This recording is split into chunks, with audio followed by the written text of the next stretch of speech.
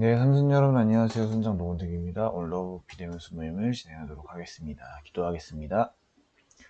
좋으신 하나님 아버지 감사합니다. 사랑하는 은혜가 충만하신 하나님의 은혜로 오늘도 이렇게 비대면수 모임을 진행합니다. 하나님 점점 장기화돼가는 상황 속에 지금 너무나도 익숙해졌습니다. 그럼에도 불구하고 주님께서 이렇게 삼손과 소통할 수 있는 장을 만들어 주셔서 너무나 감사하고 또한 더불어 삼수원이 열심히 참여할 수 있게 해주시면 너무나 감사드립니다. 우리 삼수원들을 기억하여 주셨고 하나님의 은혜로서 주님께 오늘 배운 말씀을 통해서 우리가 어떤 것을 더 나아가야 되는지, 어떻게 내가 좀 더 주님께 나아가길 원하는지, 어떻게 거룩한 삶을 살아야 되는지 깨달을 수 있도록 하여 주옵소서. 감사드립니다. 이 모든 말씀 예수님의 이름으로 기도드립니다. 아멘. 네, 앞서 말씀드렸다시피 우리에게 있어서 제일 중요한 것은 이제 소통인 것 같아요. 소통이고 그리고 배움이겠죠. 그리고 여러분들께서 이제 저는 이렇게 생각하셨으면 좋겠어요. 여러분들이 지금 이 순간에 어떤 마음으로서 지금 이 순모임에 참여하시는지 모르겠어요. 다양한 마음이겠죠.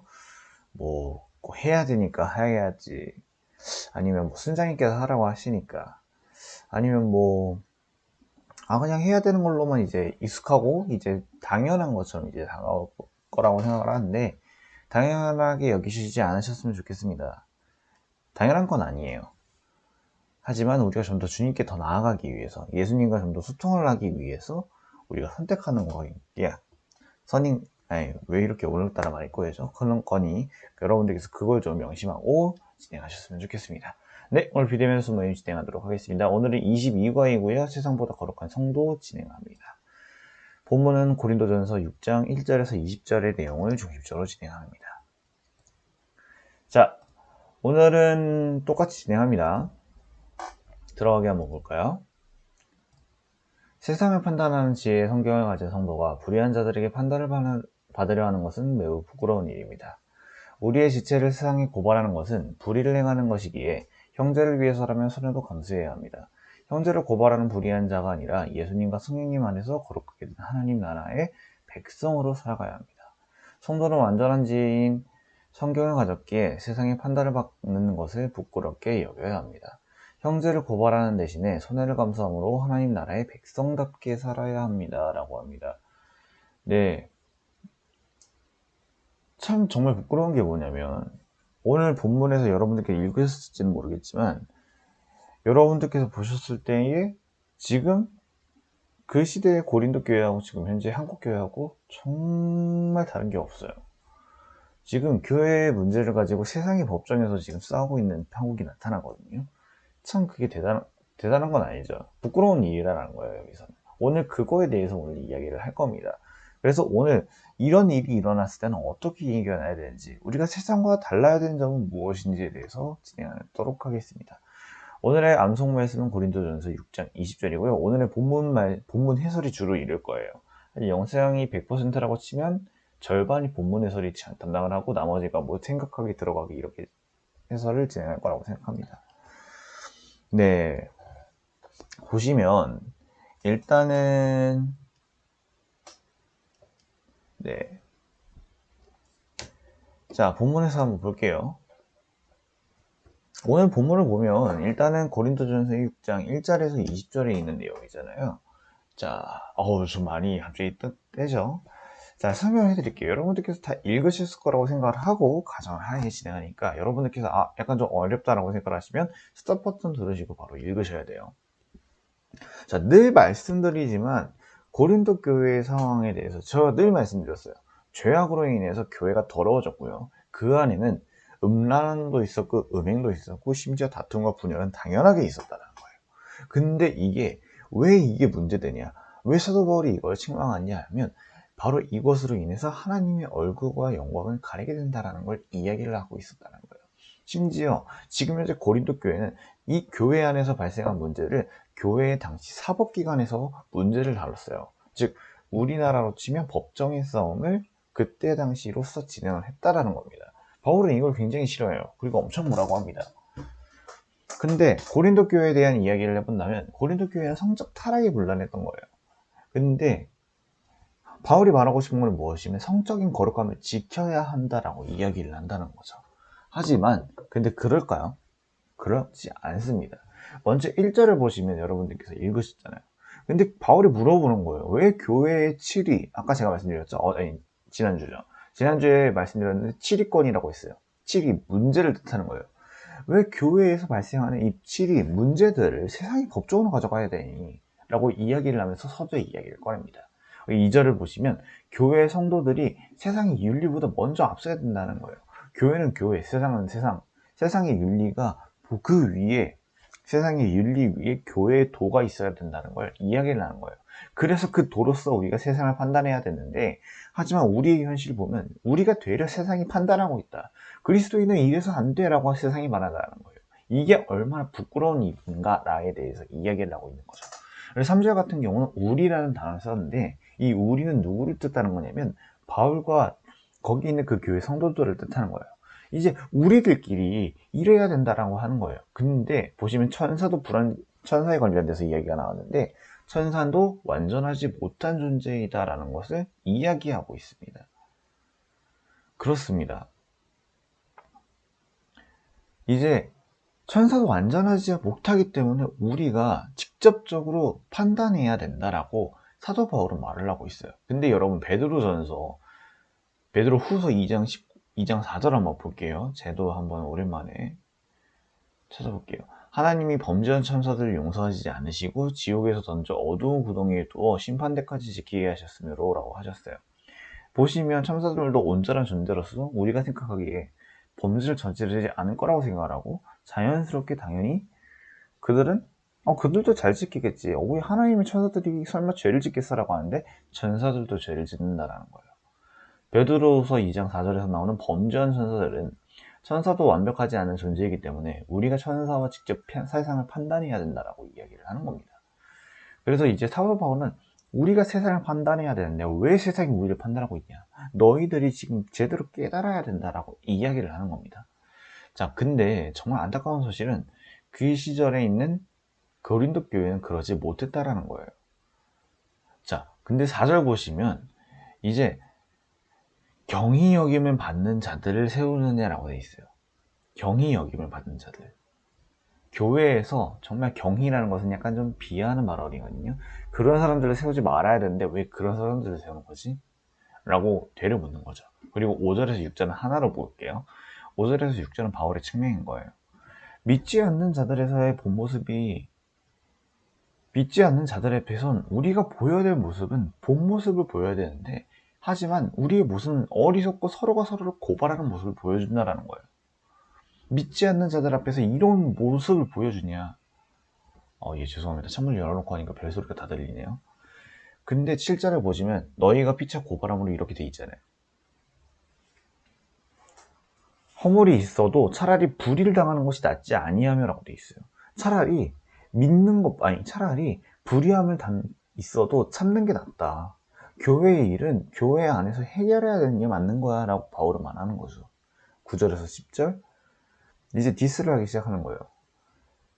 이제 막 이런저런 알아요. 하나님의 나라를 유업으로 받들지 못하고 이제 뭐 미혹이나 음행이나 우상숭배나 가늠하는 자나 탐색이나 남색하는 자, 심지어 도적이나 탐욕이나 술 취하는 자나 모욕하는 자나 소겹배하는 자들, 이런 사람들은 하나님 나라를 받지 못하고 거라는 걸 이야기를 하는 거예요. 왜 이야기를 하냐?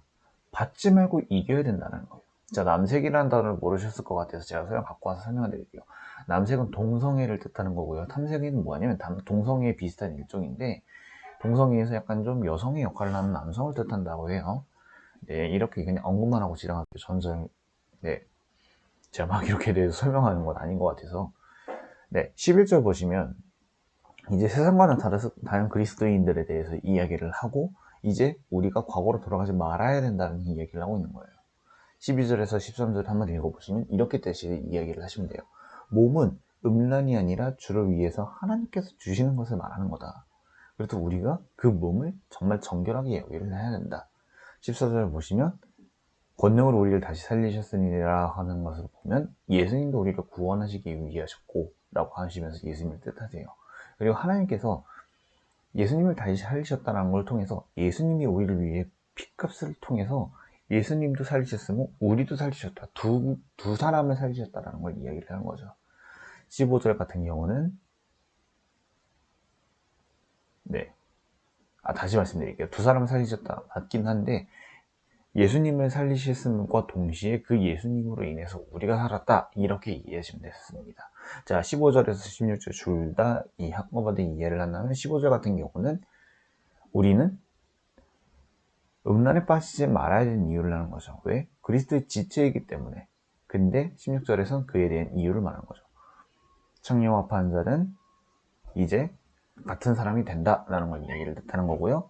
네, 17절에서 19절까지 이 세 절을 한꺼번에 이야기를 해보면, 우리는 몸을 담는 영이라는 거예요. 영을 담고 있는 몸이라는 거죠. 근데 이 몸을 다시 한 번 더 설명을 해보면, 성령이 거하시는 거룩한 성전이 된다는 거예요. 우리의 몸 하나하나가, 여러분들 하나하나가 모두 다 성전이 된다는 거예요. 우리 삼순수는 14명 모두가 하나의 한 사람의 성령이 된다는 거예요. 성령이 거하는 성전이 된다는 거죠. 근데 이 음란이라는 죄는 무엇이냐? 몸과 영을 더럽히는 것이다, 이야기를 하시면 됩니다. 20절은 이제 마지막으로서 암송 말씀이죠. 예수 그리스도의 피값으로 우리는 구입을 받았어요. 진짜 예수님의 피로 인해, 그 지불로 인해서 우리는 구입을 받은 거예요. 하나님께서 내가 너를 구원했다, 내가 너를 샀어. 이제 우리는 어떻게 해야 되냐? 아이고, 예수님이라고 되어 있네. 죄송합니다. 하나님을 위해, 그리고 예수님을 위해 몸을 사용하는 사람이 되어야 합니다. 이렇게 해서 우리가 1절에서 20절에 있는 내용을 제가 한 번 더 빠르게 이야기를 해드렸어요. 자, 여러분들께서 이제 읽으셨으니까 잘 아시겠는데, 오늘 내용은 굉장히 좀 슬퍼요. 한국교회에 있는 형제들하고 굉장히 비슷하기 때문에. 이제 정말 이야기 앞서 말씀드리면, 네, 교회 안에서 발생하는 일들은 세상의 법정으로서 해결하는 현재와 너무 비슷하다는 걸 우리가 알게 되는 거예요. 안타까운 현실이죠. 하지만 바울은 말하고 있는 거예요. 교회의 일은 교회 안에서 해결해야 되는 게 맞는 건데, 그 와중에 우리가 불의를 참지 못한다라고 해서 우리가 세상의 법정을 이용해서는 안 되고 세상으로 나아가서는 안 된다는 거죠. 그리스도인 억울함이 있는 게 당연하다. 오히려 불의를 당하는 것이 되려 맞다라는 걸 이야기를 하는 거예요. 대신에 우리는 서로가 화합함으로써 내가 내가 정말 이익이 없더라도 교회 이익을 위해서 열심히 살아야 된다는 걸 이야기를 하는 거죠. 하지만 고린도 교회나 지금 현재 있는 한국 교회나 같지 않다라는 걸 이야기를 하고 있는 겁니다. 지금 현재 한국 시장에 법조 시장이 있잖아요. 이제 법률 시장이 있는데, 이 블루오션, 이제 사업기관들 있죠. 변호사라든지 로펌이 있잖아요. 거기서의 제일 정말 이슈되는, 정말 좋아하는 건수들이 뭐냐? 바로 교회 문제라는 거예요. 교회 안에서의 문제들이 이제 변호사를 선임하잖아요. 그런 선임을 한다면 몇 천만 원 이상을 넘는 그런 건수가 되기 때문에 아주 좋다라는 거죠. 이제 참, 근데 이걸 보면 부끄러운 현실이에요. 그리스도인들이 서로가 싸운다는 걸 보여주고 있는 거니까 좋은 건 아닌 것 같습니다. 이제 교회법이 아니라 이제 사회법을 통해서 이기는 것은 무의미한 일이다라고 하는 거죠. 이것을 본다면 세상 사람들은 우리를 조롱할 것이다. 정말 안타까운 건 뭐냐면, 일반 가정 안에서도 가족끼리 분쟁하는 경우가 많아요. 아버지가 형제들을, 형제가 아버지를 하다 못해 형제가 형제끼리, 형제자매가 이제 형제자매끼리 이제 하는 경우가 너무 많은 거죠. 사랑이 없는 거죠. 정말 안타까운 현실인 것 같습니다. 이렇게 해서 우리가 본문 해설을, 지난주는 아예 본문 해설을 진행하지 않았는데 이번 주는 본문 해설을 대부분 다 진행을 했어요. 하지만 이번에는 정말 감사한 건 뭐냐면 설명이 따로 없어요. 문제풀이에 대해서. 그래서 이제 간단하게 제가 장단만 이야기를 하고 가겠습니다. 자, 성도들 간의 소송 문제에 대해서 바울이 책망하고 있는 요점은 무엇일까요? 1절 한번 읽어보시죠. 너희 중에 누가 다른 이와 더불어 다툼이 있는데 구태여 불의한 자들 앞에서 고발하고 성도 앞에서 하지 아니하느냐라고 되어 있는 거예요. 책망하고 있는 요점은 교회 안에서의 다툼을 세상 법정에서 고발하는 것을 이야기하고 있는 거죠. 교회 안에서, 앞서 말씀드렸지만 교회 안에서의 문제는 교회 안에서 해결해야 되는 거예요. 그럴 만한 우리가 권리가 있는데 왜 굳이 그 권리를 행하지 않고 세상의 법정에 나가는 거냐라고 이야기를 하는 거죠. 자, 성도들이 이제 세상과 천사를 판단하게 될 것이라는 말은 무엇을 의미하는 거냐? 2절에서 3절, 성도가 세상을 판단할 것을 너희가 알지 못하느냐? 세상도 너희에게 판단을 받겠거든 지극히 작은 일을 판단하기를 너희가 감당하지 못하겠느냐? 우리가 천사를 판단할 것을 너희가 알지 못하느냐? 그러하거든 하물며 세상의 일이랴. 자, 성도들은 천사와 세상을 판단할 수 있는 능력을 가지고 있다는 거예요. 그래서 성도들 안에서의 다툼도 판단할 수 있다는 거예요. 즉 너희들이 감당할 수 있는 문제이고 이걸 해결할 수 있다는 걸 바울이 말하고 있는 거죠. 앞서 말씀드렸지 이제 베드로후서 2장 4절을 통해서 범죄한 성도들도 있다는 걸 통해서 말씀을 드렸잖아요. 범죄한 천사들도 있다는 걸 통해서 우리도 세상업 천사들을 판단할 수 있는 능력이 있으니까 그 능력을 행사하자라는 걸 이야기를 하고 있는 거죠. 자, 이제 하나님의 나라를 유업으로 받지 못한 자들은 어떤 자들이냐? 9절에서 10절. 불의한 자가 하나님의 나라를 유업으로 받지 못하는 줄 알느냐? 알지 못하느냐? 미혹을 받는 자라, 음행하는 자라, 우상숭배하는 자라, 간음하는 자라, 탐색하는 자라, 남색하는 자라, 도적이나 탐욕을 부리는 자라, 술취하는 자라, 모욕하는 자라, 속여 빼앗는 자들은 하나님의 나라를 유업으로 받지 못하느니라 라고 돼 있어요. 나와 있죠? 일일이 다 말씀을 드리지 못하지만 여러 가지 불의함이 있었어요. 미혹, 음행, 우상숭배, 간음, 탐색, 남색, 도적, 탐욕, 술, 취함, 모욕, 속여 빼앗는 자들, 사기치는 것들 말하는 거죠. 근데 여기서 불의하는 자들은 어떤 자들이냐? 불의함을 여러 말들, 불의함을 행하는 자들을 말하는 거죠.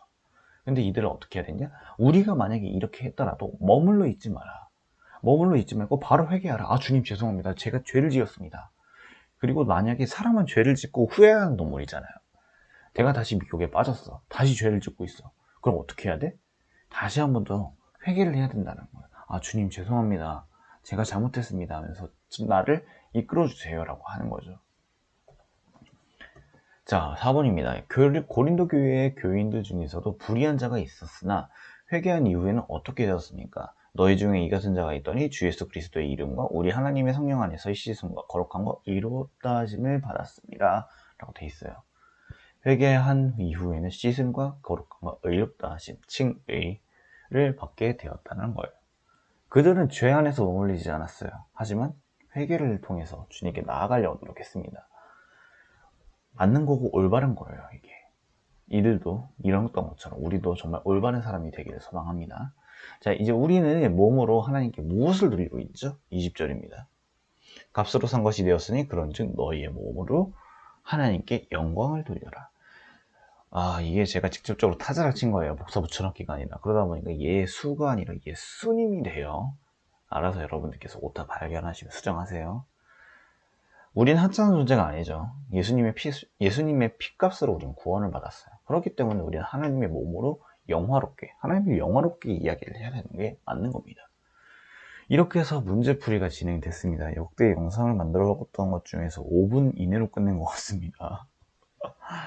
네, 생각하게 한번 진행해 볼게요. 우리가 그리스도인답게 행동하려면 어떻게 해야 할까요?